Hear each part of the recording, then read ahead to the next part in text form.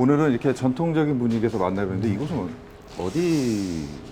저희가 정조의 효를 기리는 화성 성곽이 유네스코에 등록될 정도로 많이 알려지고 또 관리하고 있는데, 여기 와서 전통이라는, 그리고 한옥이라는 것들이 사실은 많이 없어서 그 화성 성곽만 보고 가는 건 문제 있지 않느냐. 그래서 전통 자치과 또 전통에 관련된 여러 가지 것들을 이렇게 한옥으로 만들어서 그런 것들을 우리 시민들에게, 그리고 오는 관광객분들에게 이런 것들을 잘 좀 보여주고 싶어서 이렇게 한옥마을을 만들었습니다. 특례시 의회 의장님으로 취임하신 지 이제 300일 되셨는데요. 그렇습니다. 네.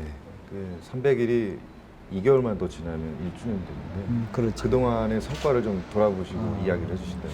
저는 수원시의회가 그동안에 한 당에서 시장, 의장, 다수당이 나오다 보니까 여러 가지로 일방적으로 오는 것들이 좀 있었습니다. 그래서 이번에 제가 의장을 하면서 좀 더 바꿔보자 라는 취지를 해서 뭐 당의 생리를 바꾸자는 게 아니고, 저는 의회가 이렇게 가면 안 된다. 그러니까 시장이 얘기했을 때 의장이 그냥 무조건 아멘하고 받아들이는 게 아니고 의회의 목소리도 내야 되고 의회의 역할도 필요하다. 그래서 이번에 한 게 정책 청문회를 우선 했습니다. 우리 수원시 생긴 이래 처음으로 정책 청문회를 했는데, 법이 없어가지고 우리 이재준 시장하고 저하고 MOU 체결을 해서 네 번을 했습니다. 그리고 이제 2번이 남았는데 2번도 이제 올 4월 달에 할 생각입니다.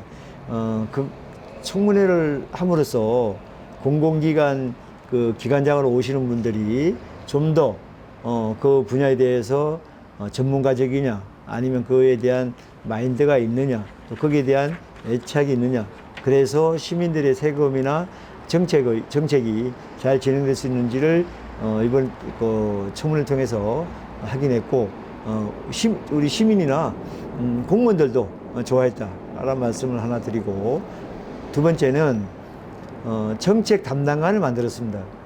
정책 담당관이 만들 수 없는 구조가 우리 수원시가 일가로 구성되어 있습니다. 그런데 저는 전문위원 5급을 6급을 하나 보내고 하나를 데리고 와서 정책 담당관을 만들었습니다. 정책 담당관을 만든 이유는 행정사무감사나 예산심의나 이런 걸 했을 때 예산을 깎으면 시민들이 보는 것들은 싸운다고 보여지고, 또 행감을 하면 또 혼낸다고 그러고, 그 조례를 만들면 또 집행부의 일방적인 조례가 올라왔을 때에 또 문제를 제기하면 또 싸운다고 이렇게 보여져서 의회는 싸우는 곳이 아니고 협치하는 곳이다 라고 생각이 돼서 저는 정책 담당을 만들어서, 우리도 수원 특례시 의회도 정책을 만들어서, 우리 편성권이 없으니까 그런 것들을 집행부로 보내서 그런 것들을 가지고 내년 예산에 아니면 추경 예산에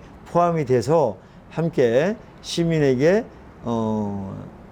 힘이 되고, 시민이 하나하나 집행부에서 못 챙기는 것들을 우리 의회에서 만들어서 정책으로 제안해서 그런 것들이 다시 피드백돼서 시민들에게 녹아나는 그런 것들을 만들기 위해서 정책 담당관을 만들었다는 게 제가 300일 오면서 가장 크게 중점을 두고 해왔습니다. 최근 수원 특례시 의회에서는 이제 정책 의회를 굉장히 강조하고 계시는데요.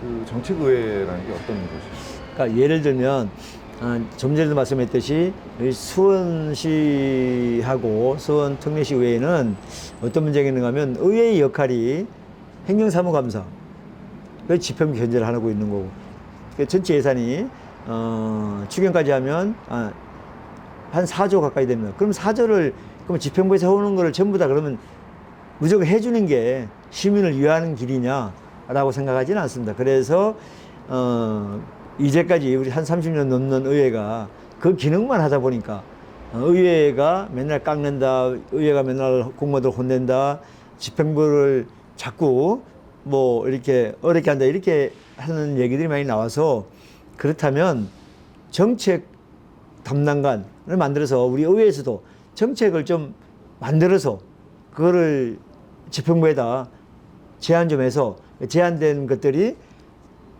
예산이 잡혀서 그것들이 실현되면 결과적으로는 수원시장은 전체를 보지만은 우리 37명은 동별로 한 분씩 있다시피 하니까 훨씬 더 많이 시민과 함께하는, 호흡을 함께하는 그런 거라고 생각해서 싸우는 의회가 아니고 정책으로 시민들에게 좀 보여주자, 이런 취지가 가장 컸습니다. 구체적으로 어떤 활동을 하는 곳인지. 인사권도 없고, 그 다음에 예산 편성권도 없고, 그리고 조직권도 없어요. 그러다 보니까 이게 어떻게 보면 집행부의 한 사업소 정도의 기능밖에 안 됩니다. 지방자치는 권한이 그나마 오는데 특례시 의회나 우리 수원 전체 전국의 의회는 아예 기능이 없어요. 그래서 이 기능들 좀 찾아보자. 그래서 지방의회법을 지금 제가 만들어서 아까 있듯이 그 자치 분권에 준하는 그 예산 편성권, 인사권, 조직권을 좀 우리 의회에서 스스로 이게 편성하고 만들어갈 수 있는 것들을 만들어보자. 그래서 지금 그 의회 지방의회법을 만들면서 TFT까지 지금 구성됐다. 그래서 중앙지방협력협의회 제가 대표로 가니까 거기에 지금 안건으로 이번 5월달에 할 때 올리려고 하고 있고, 그 안건이 통과되면 대통령에게 보고되면 그런 것들이 지방 분권의 일환으로 진행될 거라고 보고 있습니다. 종합 뉴스통신사 뉴스핌 20년. 이제는 성년으로 성장했습니다.